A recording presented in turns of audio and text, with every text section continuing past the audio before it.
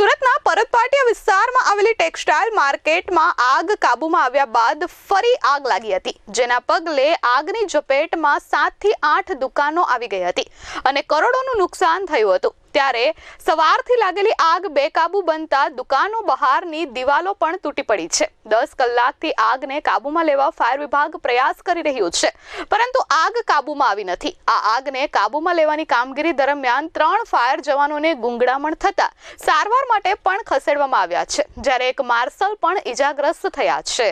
सुबह मॉर्निंग में 7:14 में फायर कंट्रोल में कॉल आया था और 3 गेट से गाड़ियां भेजी थी। यहाँ डुब्बाल fire station, Mungeli fire station, बांद्रावाला फायर स्टेशन। यहाँ आने के बाद अधिकारी कर्मचारी ने देखा कि 3rd फ्लोर पे, 5th फ्लोर पे और 10th फ्लोर पे आग लगा हुआ है और पूरे जो मार्केट है उसमें 10 फ्लोर है, तो उसको ब्रिगेड को डिक्लेयर किया और 20 से 22 गाड़ियां यहाँ पे पहुंची है और हाइड्रोलिक प्लेटफॉर्म का लेटर ये सब है। तो स्मोक की वजह से अंदर बिल्डिंग का अपने सेट लगा के और फायर प्रयास कर रहे हैं आग बुझाने का।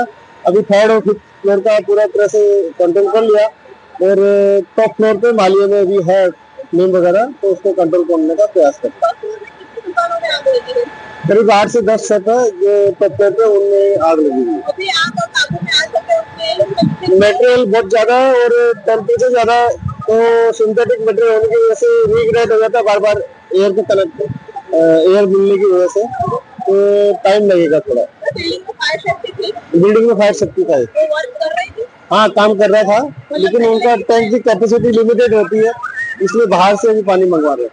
मतलब अभी ब्रिगेड कॉल जाहिर किया है, तो मतलब नवसारी बाहर से कोई गाड़ी आ रही है? नहीं, सूरत म्युनिसिपल कॉर्पोरेशन के काफी फायर फाइटर है, तो कंट्रोल हो जाएगा, टाइम लगेगा। सर कितने बजे तक आग बुझेगी?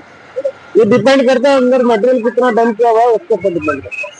સુરતના પરતપાટિયા વિસ્તારમાં આવેલી રાજ ટેક્સટાઇલ માર્કેટમાં આગની ઘટના સવારથી બની છે। સવારથી લાગેલી આગ હજુ સુધી પણ કાબૂમાં આવી નથી। તમે દ્રશ્યો જોઈ શકો છો કે ફાયર વિભાગ વહેલી સવારથી જ સતત આગ પર પાણીનો મારો ચલાવી રહ્યો છે।